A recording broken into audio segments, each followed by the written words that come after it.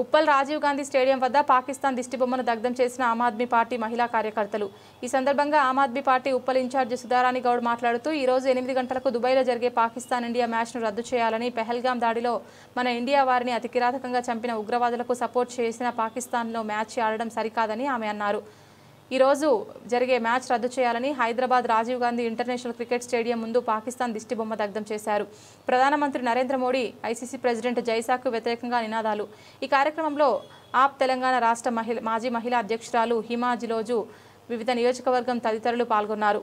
నా పేరు Banjapalli Sudharani, Aam Aadmi Party Uppal convener, central zone committee member అండి. ఈరోజు ఏదైతే పాకిస్తాన్ ఇండియా మ్యాచ్ జరుగుతుందో, గత వారం క్రితం కూడా జరిగినప్పుడు మేము ప్రొటెస్ట్ చేశాము. ఎల్బీ స్టేడియం దగ్గర దిష్టిబొమ్మను తగలబెట్టడం జరిగింది. ఈరోజు కూడా రాజీవ్ గాంధీ స్టేడియం ఉప్పల్ దగ్గర పాకిస్తాన్ దిష్టిబొమ్మను తగలబెట్టడం జరిగింది. ఇది ఎందుకంటే పెహల్గాంలో జరిగిన ఉగ్రవాద చర్యలో ఎంతో మంది అమాయకులు ప్రాణాలు కోల్పోయినప్పటికీ కూడా అప్పుడు ఏం చెప్పారు వీళ్ళు, రక్తము నీళ్లు ఒక దగ్గర ప్రవహించదని చెప్పింది. ఈరోజు క్రికెట్ రక్తం ఒక దగ్గర ఎలా ప్రవహిస్తుందని నేను అడుగుతున్నాను. కేవలం ఇది రెవెన్యూ కోసం జరుగుతున్న మ్యాచ్ మాత్రమే, వీళ్ళు చేసేదంతా రెవెన్యూ కోసమే. ఎవరు శుభం ద్వివేది ఒక బాధితుడు భార్య చెప్పడం జరిగింది, బీసీసీఐకి మొరబెట్టుకుంది ఈ మ్యాచ్లను రద్దు చేయాలని. అయినా ఆమె మాట వినకుండా, మేము ప్రొటెస్ట్ చేసినప్పుడు కూడా మా మాట కూడా వినకుండా, మేమందరం ఇండియన్స్ ఒకటే అడుగుతున్నాము, వాళ్ళ మనోభావాలతోటి వీళ్ళు గేమ్లు ఆడుతున్నారు. ఆయన పేరేంటే ఫయీం అష్రఫ్ గారు ఒక పోస్ట్ చేశారు, ఏమని అంటే సుహాగ్రా కైసలాగా అని. సింధూరు అనేది ఇక్కడ ఒకటి తీసుకొని వస్తే మోదీ గారు దానికి ఈ విధంగా ట్వీట్ చేసి చెప్పడం జరిగింది. అంటే మీకు సిగ్గు లేదా? ప్లేయర్స్కి అడుగుతున్నా, మన ఇండియన్ టీం ప్లేయర్స్ని అడుగుతున్నాను, సిగ్గు లేదా? మీరు కేవలం డబ్బుల కోసమే మీరు ఆడుతున్నారా? వాడు ఒక ప్లేయర్ అయ్యండి, ఒక కామన్ పీపుల్ పెడితే మేము కూడా ఎవడో పెట్టినని అనుకుంటాం. ఒక ప్లేయర్ అయ్యండి పెట్టినప్పుడు మీరు ప్లేయర్స్గా మీకు ఎంత సిగ్గు లేదని అడుగుతున్నారు. కేవలం మీరు రెవెన్యూ కోసం ఈ ఆటలు ఆడుతున్నారు. రేపు రాబోయే రోజుల్లో ఇక్కడ ఐపీఎల్ మ్యాచ్లు జరుగుతాయి. ఈరోజు 10 రూపాయల రెవెన్యూ కోసం చూసుకున్నారు మీరు. రేపు వచ్చే రాబోయే రోజుల్లో 100 కోట్ల రెవెన్యూను మేము ఇక్కడ ఆపేస్తాము. ప్రజలని మేము వాళ్ళకి అవేర్నెస్ తీసుకొస్తాము. అండ్ ఇంకొకటి, ఇక్కడ ఆడనీయకుండా మేము అడ్డుకుంటామని నేను ఒకటే చెప్తున్నాను. ఏమని ఉంటే ఒక దేశం మీద దృష్టి పెట్టి ఈ పాకిస్తాన్ తోటి అనేది సంబంధాలు తెంచుకోమని చెప్తున్నాము. మీరు ఏదో ట్రంప్కి భయపడి మీరు ఆపరేషన్ని కూడా బంద్ చేసి ఈరోజు మీరు మళ్ళీ పాకిస్తాన్ వాళ్ళతోటి ఒకటైపోయి మీరు చేస్తున్న చర్యలను మేము చూసి ఒకరోజు మాత్రం నిన్ను గద్దె దింపడం జరుగుతుంది.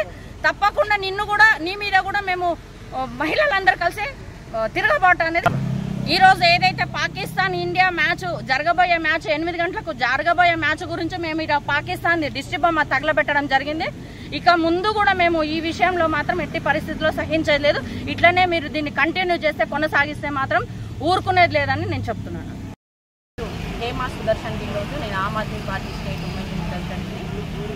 ఈరోజు జరగబోయే మ్యాచ్ని భారతదేశంలో ఖచ్చితంగా ఆపాలని చెప్పేసి మోడీ గారిని ప్రత్యేకంగా కోరుతున్నాము. అలాగే బీజేపీ ప్రభుత్వం, అది అమిత్ షా ఉండొచ్చు, అమిత్ షా కొడుకైనా ఉండొచ్చు, బీసీసీఐ చైర్మన్, మీకు కూడా వార్నింగ్ ఇస్తున్నాం మేము ఆమ్ ఆద్మీ పార్టీ తరపు నుంచి.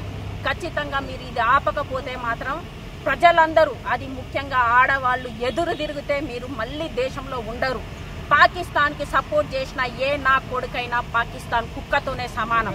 ఆ పాకిస్తాన్ క్రికెటర్ గాడు ఆడవాళ్ళను వచ్చేసి సింధూరాన్ని తూర్చిన బొమ్మని పెట్టుకొని వచ్చేసి ఏమని చూపిస్తారు, శోభనం అని చెప్పి మాట్లాడతావా? లంజా కొడక, మంచి మాటలు ఆడోళ్ళందరూ తలుచుకుంటే, నా కొడక నువ్వు ఇంకొకసారి మా హైదరాబాద్లో, తెలంగాణలో అడుగుపెట్టి, భారతదేశంలో అడుగుపెట్టి మా ఆడోళ్ళందరూ నిన్ను వచ్చేసి కొట్టకపోతాడు, ఉరికిచ్చి కొడతారు.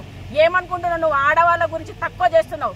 భారతదేశంలో ఆడది అంటే వచ్చి ఆది పరాశక్తి అంటారు, మీరు వాళ్ళతోనే పెట్టుకుంటున్నారు. జాగ్రత్త కొడకల్లారా. మీరు పాకిస్తాన్ లో వచ్చేసి మీరు 10 కోట్లు ఉన్నారు. మా ఆడవాళ్ళందరూ కలిస్తే తప్ప మీరు ఒక్క నిమిషం ఉండరు. మీ పాకిస్తాన్ కొడుకులందరూ గాయబోతారు. ఆడోళ్ళు కలిస్తారు, మొగోళ్ళు కూడా కాదు. ఇంకొకసారి ఇలాంటి మాటలు దగ్గర పెట్టుకోవాలి, ఒళ్ళు దగ్గర పెట్టుకొని మాట్లాడాలని చెప్పేసి పాకిస్తాన్ కుక్కలని, పాకిస్తాన్ క్రికెటర్లను మేము డిమాండ్ చేస్తున్నాం. నరికి పారేస్తామని చెప్పి కూడా చెప్తున్నాం ఆడోళ్ళం. ఇంకో విషయానికి వస్తే, నెక్స్ట్ ఇక్కడ మేము దిష్టి బొమ్మను మన ఉప్పల్లో ఉన్న రాజీవ్ గాంధీ స్టేడియంలో, క్రికెట్ స్టేడియంలో వచ్చేసి ఈరోజు మేము దిష్టి బొమ్మను తగలబెట్టడం జరిగింది. ఇంకొకసారి ఇక్కడ మా తెలంగాణలో వచ్చేసి మీరు క్రికెట్ అని చెప్పేసి, అది పాకిస్తాన్తో క్రికెట్ అంటే మాత్రం ఊరుకునేదే లేదు. ఆడవాళ్ళం పరిగెత్తించి అయితే కొడతామని చెప్పేసి దీని ద్వారా మేము తెలియజేస్తున్నాము.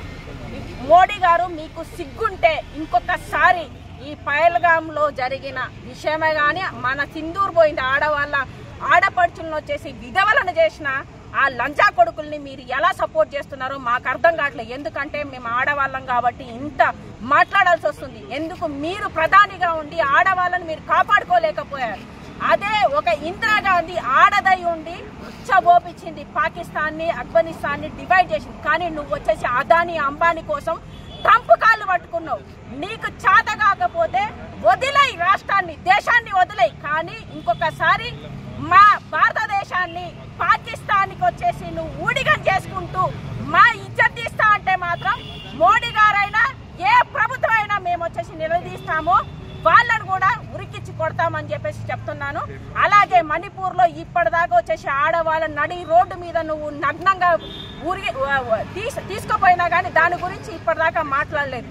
నువ్వు ఫస్ట్ ఆఫ్ ఆల్ ఆడవాళ్ళని కాపాడుకో. నువ్వు ఒక తల్లికి పుట్టావు అనుకుంటే ఖచ్చితంగా ఆడవాళ్ళని రెస్పెక్ట్ చేయి, లేకపోతే చేత కాదని చెప్పేసి జోల పట్టుకొని పోవాల్సిందిగా మేము కోరుతున్నాము. Thank you.